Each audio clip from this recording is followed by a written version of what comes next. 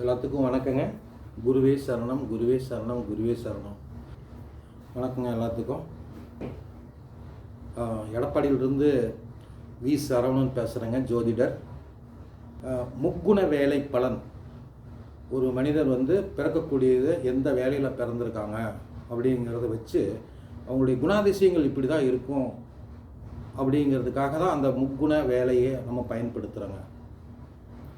இதுக்கு ஜோதிடத்துக்கு என்ன சம்மந்தம்லாம் நினைக்காதீங்க. இது ஜோதிடத்தில் இப்போது 12 கட்டம் இருக்குதுன்னா 12 கட்டத்தில் இருக்க பலனை சொல்கிறோங்க. 9 கிரகங்கள், 9 கிரகங்களை வச்சு பலன் சொல்கிறோம். இப்போ கட்டம்னு எடுத்துக்கிட்டால் பாவகம் 12 பாவகம்னு எடுத்துக்கிட்டோம்னா சம்பவங்கள் தான் நம்ம சொல்கிறோங்க. அப்போ சம்பவங்கள்னால் திசா புத்தி வந்துடுதுங்க. எந்த திசா புத்தி நடக்குதோ, எந்த பாவகத்திலிருந்து திசா புத்தி நடக்குதோ அப்போ அந்த பாவகங்களை இணைச்சி நம்ம சம்பவங்களை பலனாக சொல்கிறோம். இப்போ கிரகங்கள்னு எடுத்துகிட்டால் உணர்வு தானே. இப்போது 9 கிரகம் இருக்குன்னா இப்போது லக்னத்தோட எந்த கிரகம் தொடர்பு இருக்கோ அந்த குணம், அந்த கிரகத்தினுடைய குணம் அந்த ஜாதகர் உள்வாங்கிடுறாரு. பிறப்பு முதல் இறப்பு வரைக்குமே அந்த குணம் அவரை விட்டு அழியாது அப்படின்னு சொல்கிறாங்க. அது அப்போது ஒரு மனிதனுடைய முழுக்க இருக்கக்கூடிய உணர்வுகள், குணங்கள், அவருடைய குணாதிசயம் உட்பட எல்லா உணர்வுகளுக்குமே அந்த 9 கிரகத்தை தான் நம்ம எடுத்துக்கிறோம். பாவக சக்கரத்தை நம்ம அந்த இடத்துல எடுக்கிறது இல்லைங்க. முழுக்க கிரகங்களை தான் எடுக்கிறோம். அதே மாதிரி தான் அந்த உணர்வுகளை கொடுக்கக்கூடிய அந்த கிரகங்கள் எப்படி முக்கியமோ அதே மாதிரி தாங்க இந்த முக்குண வேலை அப்படிங்கிறது முக்கியங்க. முக்குண வேலையை எதுக்கு பயன்படுத்துகிறோன்னு பார்த்து கேட்டிங்கன்னா, அந்த முக்குண வேலை பலன் இப்போ நம்ம ஒரு பேங்க்கில் ஒரு லோன் வாங்க போகிறோன்னு வச்சுங்களேன். அங்கே என்ன சொல்லுவாங்கன்னா 2 பேர் சாட்சி கையெழுத்து போடணும்பாங்க. நல்லா ஒரு ஸ்ட்ரென்த் இருக்கவங்களாம் வரணும். அந்த மாதிரி இருக்கிறவங்க 2 பேர் சாட்சி கையெழுத்து போட்டால் தான் உங்களுக்கு லோன் கிடைக்குன்னு சொல்லுவாங்க. அந்த மாதிரி சப்போர்ட்டாக வரக்கூடிய அந்த 2 பேர் இருக்காங்க இல்லைங்களா, அது அந்த லோன் வாங்குறதுக்கு எப்படி அவங்க 2 பேர் முக்கியமோ அதே மாதிரி தாங்க இந்த முக்குண வேலை பலன் அப்படிங்கிறதுங்க. ஒரு மனிதன் எந்த வேலையில் பிறந்திருக்காங்க அப்படிங்கிறதுல வச்சு அடிப்படையாக வச்சு சொல்லக்கூடிய பலன். இப்போது முக்குண வேலைன்னா என்னென்ன வேலை அப்படின்னா, சாத்வீக வேலை, ராஜச வேலை, தாமச வேலை, இப்படி 3 முக்குணங்களை இந்த பூமியில் நமக்கு பிரபஞ்சம் செயல்பட்டு இருக்குதுங்க. இப்போ நம்ம எந்த வேலையில் பிறக்கிறோம் அப்படிங்கிறதுக்கு அடிப்படையாக வச்சு தான் நம்முடைய குணாதிசயங்கள் அமையுது. இப்போது சாத்வீக வேலையில் நம்ம பிறக்கிறோன்னா அதுக்கு தகுந்த மாதிரி நம்மளுடைய இயல்புகள் எல்லாமே இருக்குதுங்க. ராஜச குணத்தில் பிறந்தோம்னா அதுக்கு தகுந்த மாதிரியான குணாதிசயங்கள் அமையுது. தாமச வேலையில் பிறந்தோம்னா அதுக்கு தகுந்த மாதிரியான குணாதிசயங்கள் அமையுது. அப்போ இந்த முக்குண வேலையில் நம்ம பிறக்கிறோம் அப்படிங்கிறத வச்சு நம்ம அது பலனுக்கு எடுத்துக்கிறதே இல்லைங்க.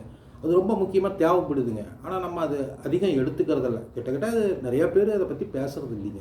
சரி, அதனால தான் யாரும் பேசாத விஷயத்த சொல்லுவோம். ஆனால் அது சாத்தியமும் முக்கியமாக தேவைப்படுதுங்க. தேவையில்லாமல் உங்களுக்கு அந்த முக்குண வேலை பலனெல்லாம் கொடுத்துருப்பாங்களாம். ஜோதிடத்தோட ஒரு துணை பிரிவு தாங்க அது.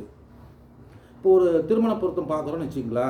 ஒரு திருமண பொருத்தம் பார்க்கும்போது ஒரு ஆண் ஜாதகம், பெண் ஜாதகம். ஆண் ஜாதகத்தில் ஒரு 2 அசுப கிரகங்கள் லக்னத்துலேயோ 2லேயோ உட்காந்துருக்குன்னு வச்சுங்களேன். ஒரு பெண் ஜாதகத்தில் சுப கிரகங்கள் ஒரு 2 கிரகம் லக்னத்துலேயோ 2லேயோ உட்காந்துருக்குங்க. அப்படி உட்காந்துருக்கும்போது நம்ம என்ன பண்ணுவோன்னா, ஆண் ஜாதகத்தில் இந்த மாதிரி 2 பாவ கிரகங்கள் இருக்கிறதுனால அந்த பொண்ணு வீட்டுக்காரங்க கொஞ்சம் தடுமாறுவாங்க. இந்த பையனுக்கு பொண்ணு கொடுத்தோம்னா உங்களுடைய பேச்சு நடவடிக்கைகள் எப்படி இருக்கும், கொஞ்சம் முரடனாக இருந்துட்டால் என்ன பண்ணுறதுன்னு அப்படின்னு நினைப்பாங்க. இந்த மாதிரியான நேரத்துலலாம் அந்த முக்குணம் நமக்கு நல்ல ஒரு ஊன்றுகோலாக இருக்குங்க. முக்குணத்தை எடுத்துக்கணுங்க. முக்குணத்தில் சாத்வீக வேலையில் ஒரு குழந்தை ஜனனம் ஆயிடுச்சுன்னு வச்சுக்கல, அவங்க பிறப்பு முதல் இறப்பு வரைக்குமே அவங்களுடைய குணாதிசயம் அப்படியே தொடர்ந்து வந்துக்கிட்டே இருக்குங்க. சரி, அது எப்படி இப்போ முக்குண வேலைன்னு நாங்கள் தெரிஞ்சுக்கிறது அப்படின்னா நிறைய பேர்த்துக்கு தெரியுங்க. இருந்தாலும் நான் சொல்லிடுறேங்க.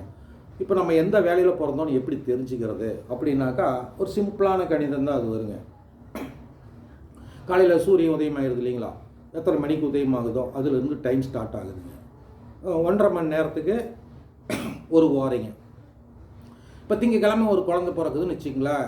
சூரிய உதயத்துலேருந்து 1.5 மணி நேரத்தில் ஒரு குழந்தை பிறக்குதுன்னா அது சாத்வீக வேலைங்க.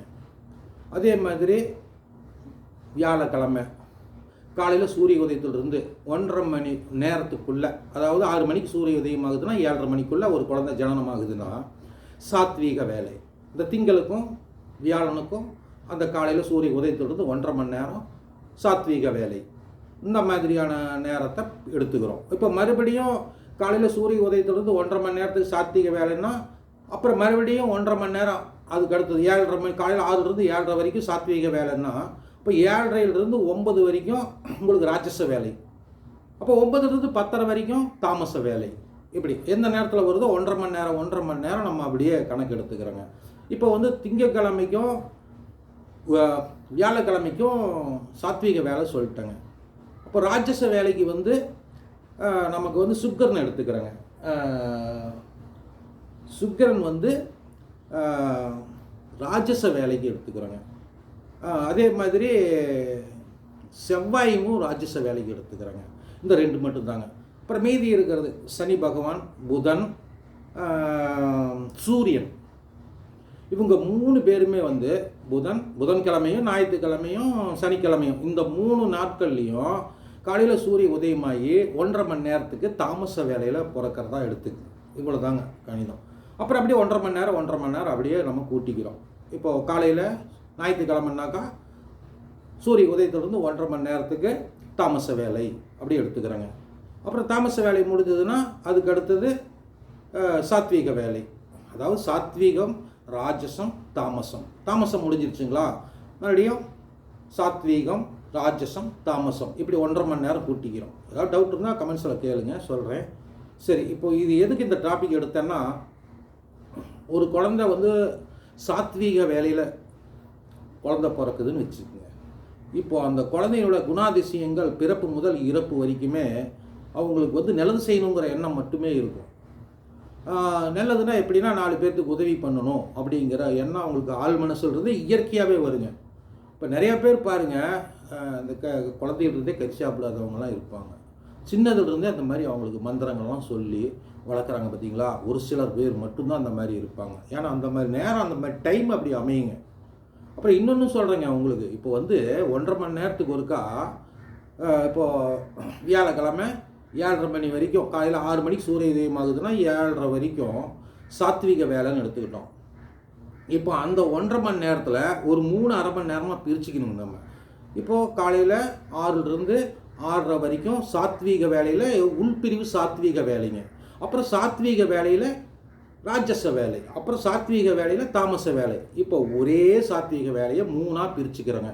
6லேருந்து 6:30 வரைக்கும் ஒரு குழந்தை ஜனனம் ஆகுதுன்னா அது சாத்வீக வேலையில் சாத்வீகம். அதே 6:30லேருந்து 7க்குள்ளே பிறந்துச்சுன்னா சாத்வீகத்தில் ராஜசம். 7லேருந்து 7:30க்குள்ளே பிறந்துச்சுன்னா சாத்வீக வேலையில் தாமசம். இப்படி எடுத்துக்கிறோம். அப்புறம் வியாழக்கிழமைங்கும் போதுங்க காலையில் 6 மணியிலிருந்து 7:30 மணி வரைக்கும் யமகண்டம் எப்போ வருதுங்க, எல்லாத்துக்கும் தெரிஞ்சது தான்.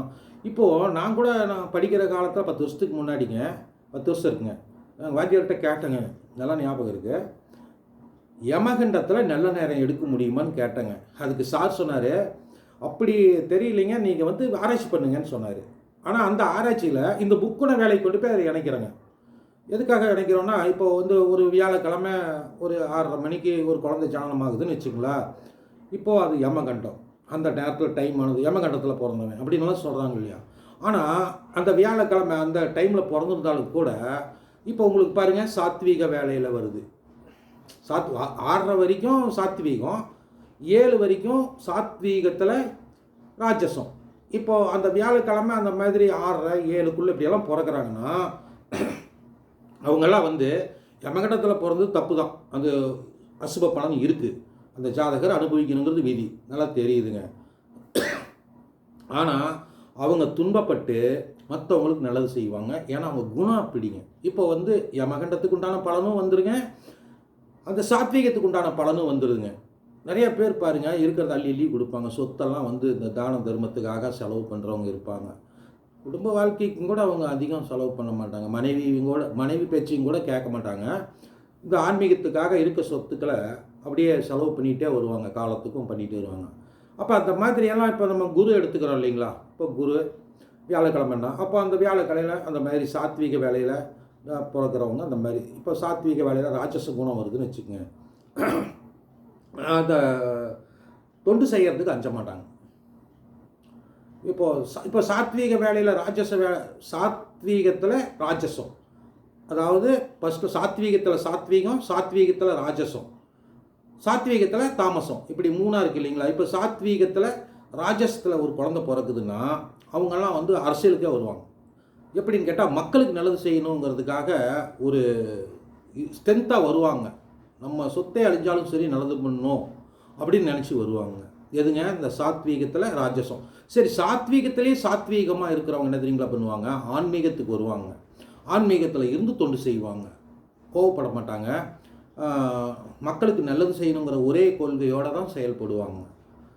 அதே மாதிரி தாமசம் ஒன்று இருக்குது இல்லைங்களா. இப்போது சாத்வீகத்தில் தாமச வேலையில் ஒரு குழந்தை ஜனனமாகுதுன்னா அந்த குழந்தை வந்து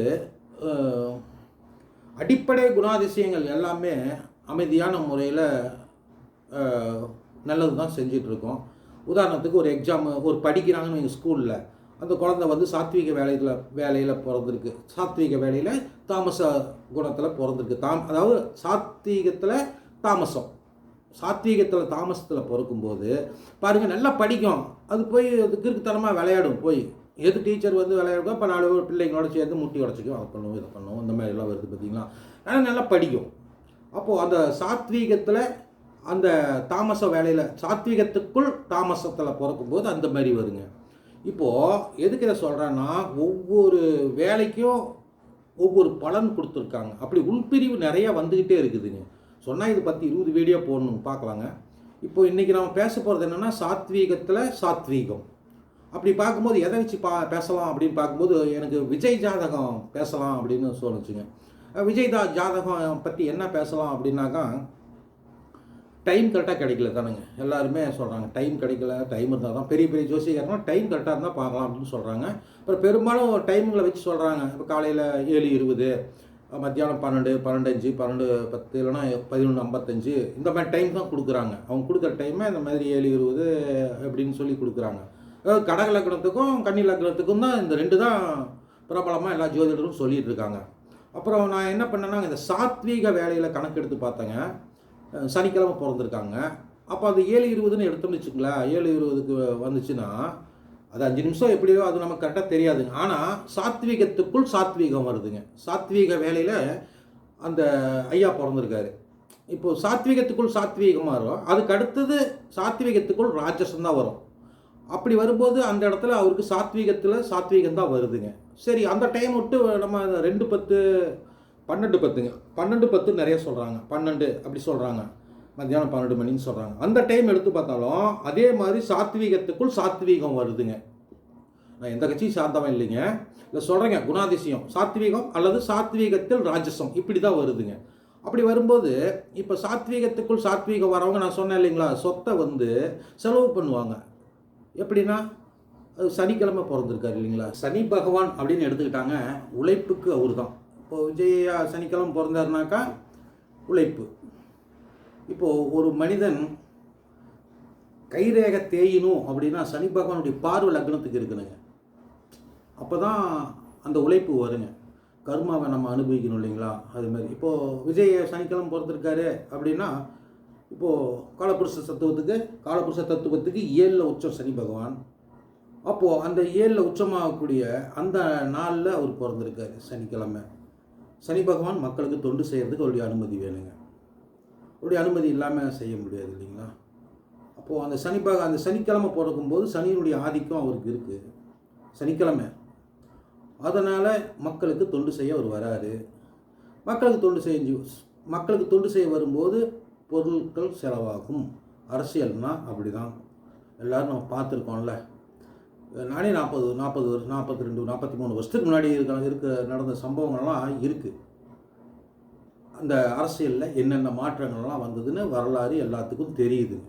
எப்படி இருந்தது அரசு 42 ஆண்டுகளில் இருந்து என்னென்ன சம்பவமெல்லாம் நடந்தது அப்படிங்கிறது எல்லாத்துக்கும் தெரியும். அதையெல்லாம் வச்சு பாருங்கள், அரசியல் எப்பேற்பட்டது அப்படின்னு நம்ம யூகிச்சிக்கலாம். இப்போ விஜய் அரசியலுக்குள்ளே வராருன்னா நம்ம நல்லது செய்வாரான்னு பார்த்தா குணாதிசயம் தானே முக்கியம். அப்போ ஒரு சாத்வீக வேலையில் உள்பிரிவு சாத்வீகத்தில் தான் அவர் பிறந்திருக்காருங்கிறது இதில் தெளிவாக தெரியுதில்ல. எப்படின்னா டைம் 7:20க்குனாலும் அதே வருதுங்க, மத்தியானம் 12 மணினாலும் அதே தான் வருதுங்க. சாத்வீகத்துக்குள் சாத்வீகம் அப்படி தான் வருதுங்க. சனிக்கிழமை பிறந்திருக்காருனாக்கா அப்புறம் அவர் சொத்தெல்லாம் செலவு பண்ணி மக்களுக்கு நல்லது பண்ணுங்கிற எண்ணம் அந்த சாத்வீகத்துக்கு உண்டு. அப்படிங்கிறதுனால தான் அவர் அரசியலுக்குள்ளே தள்ளிவிட்ருக்கு, அந்த பகவான் தள்ளிவிட்ருக்காரு. சரி, நான் வந்து எந்த கட்சியும் இல்லைங்க. அந்த முக்குண வேலைக்கு உண்டான சூட்டாப் ஆகிறதுக்கு நான் அதை சொல்கிறேங்க. முக்குண வேலையில் அந்த கிரகங்கள் தன்னுடைய சக்தியை எப்படியெல்லாம் செயல்படுத்துது அப்படிங்கிறத சொல்கிறேங்க.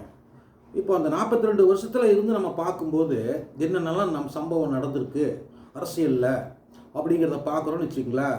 அதை பார்த்தாலே விஜய் சாருக்கும் சாத்வீகத்துக்கு என்ன சம்பந்தம்னு தெரியுங்க. அதை அடுத்த வீடியோவில் சொல்கிறேங்க ஐயா.